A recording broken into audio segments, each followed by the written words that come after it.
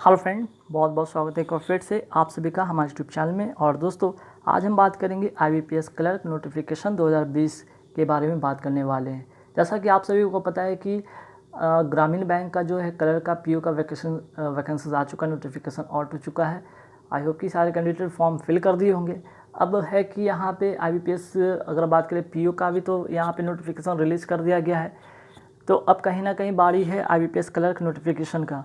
तो IBPS clerk notification की अगर बात करें तो बहुत सारे ऐसे कैंडिडेट भी जो होते हैं कि IBPS की अगर हम बात करें तो PO को बहुत कैंडिडेट लोग इग्नोर करते हैं, ठीक है, नहीं फॉर्म भरते हैं।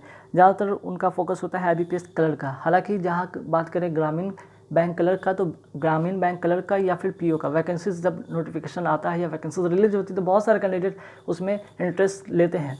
पर IBPS PO में इंटरेस्ट बहुत कम लेते हैं, तो उनके लिए एक अपॉर्चुनिटी फिर से बनता है कि IBPS क्लर्क में अपना सीट पक्का कर सकते हैं, ठीक है।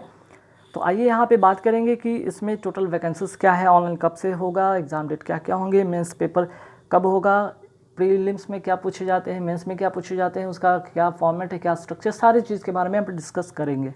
तो सबसे पहले हम बात करेंगे टोटल वैकेंसीज़ की।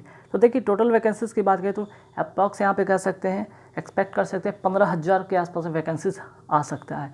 अगर बात करें पिछले साल का, तो पिछले साल की वैकेंसीज लगभग 12,000 के करीब रहा था। तो इस बार थोड़े से जो है यहाँ पे वैकेंसीज थोड़े ज़्यादा देखने को बन सकते हैं, ठीक है, लगभग 15,000 के आसपास में। कहीं ना कहीं जितना पिछले साल था उसी के आसपास में या उससे थोड़े से अधिक के वैकेंसीज देखने को बन सकता है।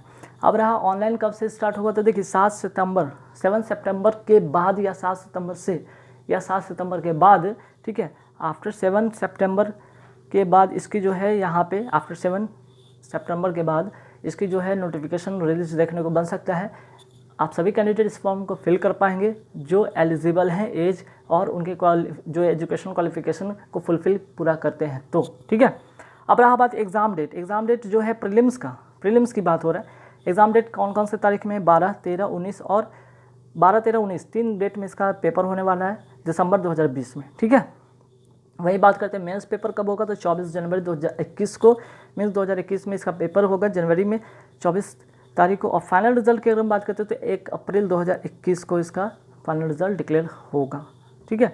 अब आते हैं, जब इन सारी चीज़ के बारे में आपको पता चलेगा कि बेटा टोटल वैकेंसीज हमें पता चल गया, ऑनलाइन कब से है, एग्जाम डेट कब है, मेंस पेपर कब है, फाइनल रिजल्ट कब तक डिक्लेयर होता है, इन सारी चीज़ के बाद सबसे इंपॉर्टेंट चीज़ होता है एज, ठीक है। आपकी एज कितनी होनी चाहिए, आपकी एज होनी चाहिए 20 से 28 साल, ठीक है। मिनिमम 20 और मैक्सिमम 28 साल होने चाहिए।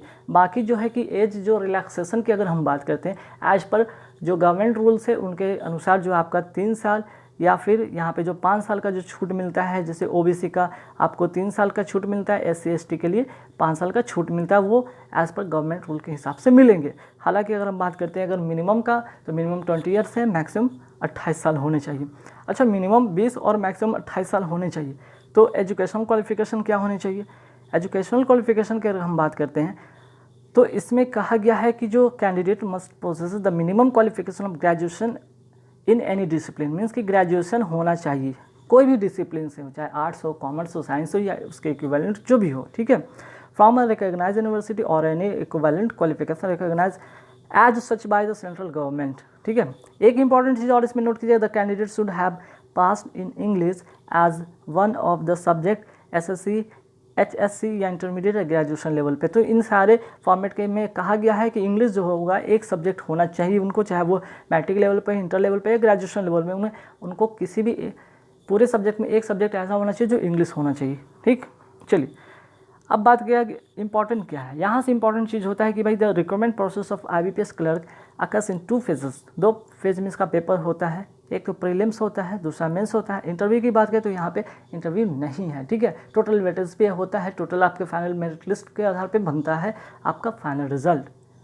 तो आइए अब सबसे पहले हम बात करेंगे प्रीलिम्स के बारे में बात करेंगे, ठीक है। प्रीलिम्स एग्ज़ाम में आखिर क्या क्या पूछा जाता है और इसके जो स्ट्रक्चर क्या है, कि इसमें जो मिनिमम जो कट ऑफ कितने लाने होते हैं, मीन्स कि मिनिमम जो आपका कट ऑफ क्या हो सकता है उसके बारे में बात करेंगे। तो सबसे पहले हम देखेंगे यहाँ पे 3 सब्जेक्ट पूछा जाता है, English language, numerical ability, reasoning ability, ठीक है।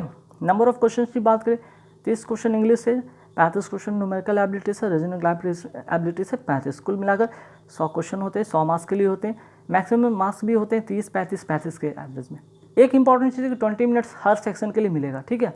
मीन्स कि 20 मिनट्स जैसे ही होते हैं ये सेक्शन आप यहाँ पे ऑटोमेटिक क्लोज हो जाएगा, सेकंड सेशन शुरू हो जाएगा, ये भी 20 मिनट तक चलेगा, फिर से थर्ड सेशन शुरू होगा, 20 मिनट चलेगा। मीन्स कुल मिलाकर 1 घंटा, ठीक है, 1 घंटा यहाँ पे समय मिलेंगे, कंपोजिट टाइम ऑफ 1 आवर्स, ठीक है, जिसमें कि 20-20 मिनट का यहाँ पे आपको समय दिया जाएगा। क्लियर। चलिए अब इसके बाद इम्पॉर्टेंट क्या बनता है, इम्पॉर्टेंट ये है कि डिटेल्स ऑफ प्रीलिमिनरी एग्जामिनेशंस को हर लोग जानना चाहते हैं। भाई प्रीलिम्स का पेपर मैंने दिया तो भाई उसमें कितना कम लाना होता है, कितना मिनिमम कट ऑफ जाना चाहिए। 3 सेक्शन की बात करते हैं, इंग्लिश, न्यूमेरिकल एबिलिटी, रीजनिंग में। तो देखिए जैसे कि मैक्सिमम उसको 30 का होता है, 30 का होता है और 35 का होता है, ठीक है। इंग्लिश 30, सॉरी यहाँ पे एक चीज़ छूट गया, 35 था, ठीक है ना, यहाँ पे आप 35 कर लेंगे, 30 हो गया, यहाँ पे 35 कर लेंगे, ठीक है। मीन्स 30, 35, 35। तो भाई इसमें क्या क्या होता है, मिनिमम जो कट ऑफ था, अगर हम बात करें ये प्रीवियस ईयर का है, ठीक है, ये 2019 का। यहाँ पे मैं एक एग्जांपल सेट करके आपको दिखाया कि देखिए भाई जो जनरल कैटेगरी से जो था यहाँ पे मिनिमम कट ऑफ कितना रहता है, cut off score for provisional short listing और online main examination for online for general. तो 30 में से कितना लाना होता है मिनिमम, 8.25। अगर 8.25 से या उससे ज़्यादा ले आते हैं इसमें आप क्वालिफाई कर जाते हैं। न्यूमेरिकल एबिलिटी में 7.75 से एबव ले आते हैं, उससे कम में तो आपका कोई बात नहीं, यहाँ पे आप फेल कर जाओगे, मीन्स कि आप डिस्क्वालीफाई कर जाओगे यहाँ पे। लेकिन 7.75 मिनिमम और मैक्सिमम आपको लाना ही लाना है, ठीक है। वही रीजनिंग एबिलिटी की बात करें तो 7.50 मीन्स कि ये मिनिमम कट ऑफ है, ठीक है, ये मिनिमम कट ऑफ है जिसमें कि हर सेक्शन में आपको ये क्लियर करना होगा, उसके बाद जितने मैक्सिमम स्कोर चाहिए आपको लाने होते हैं, ठीक है। तब बात ये होता है कि सिर्फ आपके यहाँ पे अगर 8, 7, 15, 7 कितना हो गया 22, लगभग 24-25 नंबर के आसपास में, तो इससे बात नहीं बनेगा, ये तो मिनिमम है, लेकिन मैक्सिमम आपको करना होगा। तो आइए यहाँ पे प्रीलिम्स एग्ज़ाम के बारे में कुछ डिस्कस करते हैं कि प्रीवियस ईयर का जो था कट ऑफ जनरल कैटेगरी का कितना गया, तो इसके बारे में यहाँ पे डिस्कस करते हैं। जैसे आंध्र प्रदेश का देखें 66.25 गया था, असम का 63, बिहार का 65, चंडीगढ़ का 71, ठीक है। वही बात करते हैं दिल्ली का, तो दिल्ली का 71.75 गया था, गोवा का 67, गुजरात का 27 सबसे कम, ठीक है, मिनिमम, हरियाणा का 68.50, हिमाचल प्रदेश का 62.25। वही बात करते हैं झारखंड का 73, कर्नाटका का जो है 53.25, सेकंड जो है यहाँ पे मिनिमम कह सकते हैं, ठीक है। केरला का बात करें तो 73.5, मध्य प्रदेश का 70, बात करें महाराष्ट्र का 61.50, ओडिशा का 71.50, पंजाब का 66.25, राजस्थान का 71.25। वही बात करते हैं तमिलनाडु का तो 57.75, तेलंगाना का 61 और उत्तर प्रदेश का 68.25। तो अभी मैंने बात किया था कि मिनिमम कट ऑफ, ठीक है, मिनिमम जो कट ऑफ था लगभग 24 के आसपास था, लेकिन यहाँ पे आपको मैक्सिमम करने होंगे। मैक्सिमम कितने करने होंगे यहाँ पे, लगभग 70।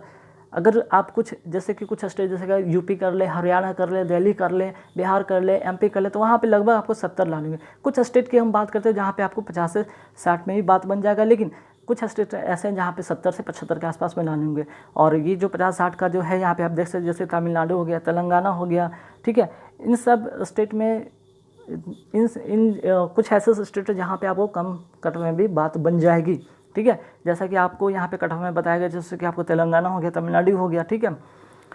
वही बात करते हैं आगे बढ़ के देखते हैं, जैसे कर्नाटका हो गया, ठीक है, गुजरात हो गया, तो इन सारे जो स्टेट हैं इसमें कम कट ऑफ में भी बात बन जाएगा।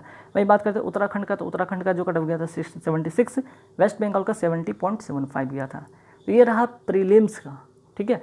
प्रीलिम्स में आप फॉर्म अप्लाई करते हैं, प्रीलिम्स का एग्ज़ाम देते हैं, 100 मार्क्स का पेपर होता है, जहाँ पे आप 70 करके आते हैं, फाइनल सिलेक्शन आप पाते हैं, ठीक है, 70 से 75 करके आते हैं, और एक्यूरेसी विद एक्यूरेसी 100% रहती है, आप फाइनल सिलेक्शन पाते हैं। अब है कि ठीक है मैंने प्रीलिम्स क्लियर कर लिया, इसके बाद क्या, इसके बाद मेंस पेपर आपको देने होंगे।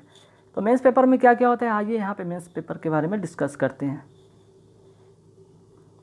तो मेंस पेपर की अगर हम बात करें तो मेंस पेपर में क्या क्या है, 4 सेक्शन इसमें भी, जैसे reasoning ability, computer aptitude 50 question 50 marks 60 marks के लिए, इंग्लिश लैंग्वेज 40 क्वेश्चन 40 मार्क्स के लिए, क्वांटिटिव एप्टीट्यूड जो है 50 क्वेश्चन 50 मार्क्स के लिए, जनरल या फिनेंशियल अवेयरनेस 50 क्वेश्चन 50 मार्क्स के लिए।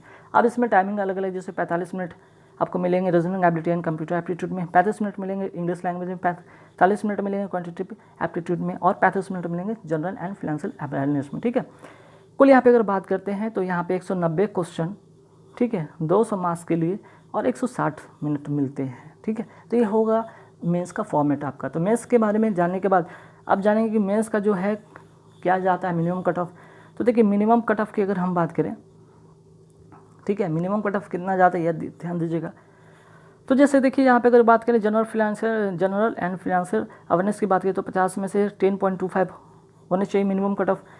वहीं जनरल इंग्लिश में 12.5 मीन्स की 12.50, रीजनिंग में 17.75 और क्वान्टिटेटिव एप्टीट्यूड में 15.5 मीन्स की 15.50। तो ये 2019 का यहाँ पे आपके साथ डाटा शेयर कर रहा हूँ, जो कि मेंस का जो है मिनिमम कट ऑफ कितना होता है। हालांकि यहाँ पे जो वेटेज बनेंगे टोटल स्कोर 200 में से बनेंगे, ठीक है, तो इस तरह से आपको लाने होंगे। तो 200 में से सिर्फ मिनिमम कट ऑफ क्लियर करने से नहीं होगा, आपको इसमें मिनिमम तो ये लाने होंगे जैसे कि आप कोई भी आप अगर स्कूल एकेडमिक का अगर आप रिजल्ट देखें तो क्या होता है उसमें भी एक होता है मिनिमम।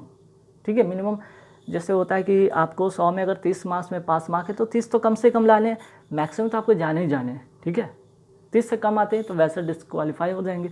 उसी तरह इसमें अगर 10.25 अगर जनरल अवेयरनेस में मान ली इसमें आपने ले आया 9.25, बाकी सब में अच्छे स्कोर इसमें अगर आपके हैं जाके 25 इसमें स्कोर है, 30 इसमें स्कोर है, अगर मान लिया कि 40 के आसपास में, तो ये 3 सेक्शन तो ठीक है, आपके 3 सेक्शन कवर है, लेकिन एक में कम हो गया आप डिस्क्वालीफाई कर जाएंगे, ध्यान रखिएगा। इसलिए minimum cut of her section में आपको ये क्लियर कर लेंगे। इसके बाद आपको मैक्सिमम स्कोर करने हैं जिससे कि आपका फाइनल मेरिट लिस्ट बनेगा और फाइनल सिलेक्शन और बैंक अलॉटमेंट होंगे। गाइस, तो आशा करते कि ये वीडियो में आपको बहुत सारी चीज़ें जानकारी मिली होंगी। कुछ अगर डाउट होगा, ठीक है, अगर कोई डाउट हो तो ज़रूर पूछें, यहाँ पे कमेंट बॉक्स में कमेंट करके आप हमसे पूछ सकते हैं। ठीक है, और इसके रिगार्डिंग बहुत सारे वीडियो आने वाले हैं कुछ समय के बाद, कुछ दिनों के बाद, तो आप लोग हमारे चैनल पर बने, नए जो जुड़ रहे हैं